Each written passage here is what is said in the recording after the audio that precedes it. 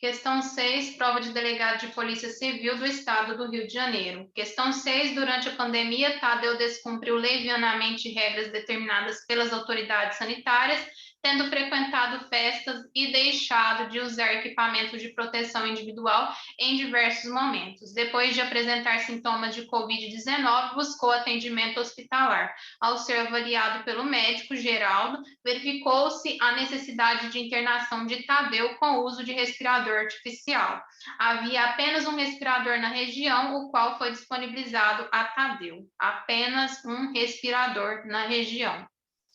De acordo com o prognóstico médico, caso não fizesse uso do aparelho, Tadeu provavelmente morreria, mas com tratamento adequado poderia obter plena recuperação em algumas semanas.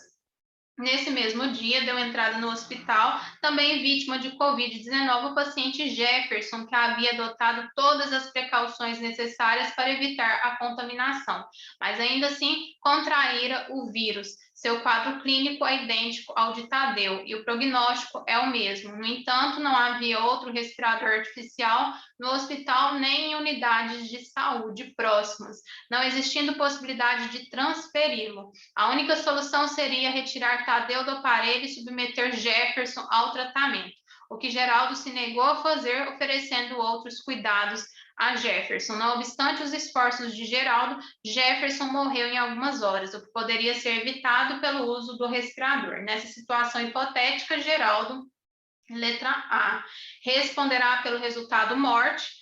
Está errado, ele não responderá pelo resultado morte, pela excludente de culpabilidade, não havia aqui a possibilidade de exigir conduta diversa do médico, tendo em vista que havia apenas um respirador e estamos aqui diante de uma escolha difícil. Então, nessa escolha difícil, é necessário seguir os protocolos.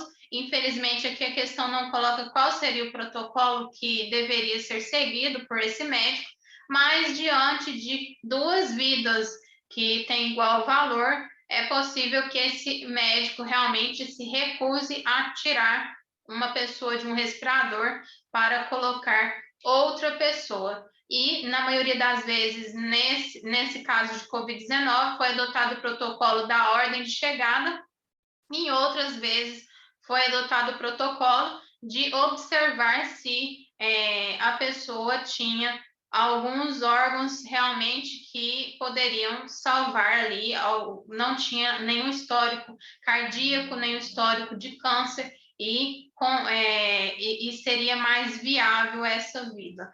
Mas, na maioria das vezes, o que foi adotado foi o protocolo de ordem de chegada. Então, quem chegou primeiro seria aquele que teria o atendimento prioritário. Então, responderá pelo resultado morte, Geraldo? Não. Excludente de culpabilidade. O resultado é típico, realmente o Geraldo tinha o dever de agir, mas ele não pôde agir, então o resultado aqui é típico, é ilícito, mas não é culpável. Não era possível exigir aqui uma atitude diferente desse médico. Responderá pelo resultado morte? Não, pois a ponderabilidade da vida deve levar em consideração o contexto em que ocorreu a contaminação. Não há esse contexto, não foi adotado essa consideração aqui de observar um histórico anterior, até mesmo que seria inviável perquirir sobre o histórico de uma pessoa desde o momento em que ocorreu essa crise sanitária. Então, não existe isso. Não responderá pelo resultado morte, pois o dever de omissão prepondera sobre o dever de ação. Então, aqui, ele realmente não responderá pelo resultado morte. Em regra, há o dever de ação, mas nesse caso, há um dever de omissão. Por quê? Porque aqui ele teria que escolher entre duas vidas. E aí vem a teoria da escolha de Sofia. Sofia foi relatada aqui um romance.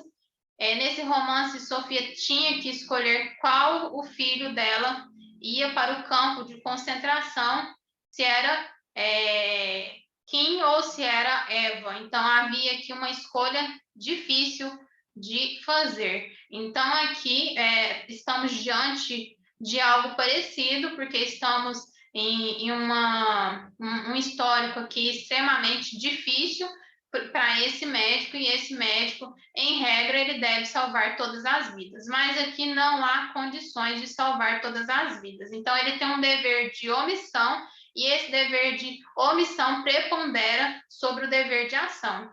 E essa aqui é uma exceção da exceção, porque, em regra, ele tem o dever de ação que prepondera sobre a omissão. Mas, nesse caso, como era apenas um respirador e uma pessoa que tinha que ser salva, então foi feita a escolha de ordem de chegada e cumprido aqui com os protocolos internos.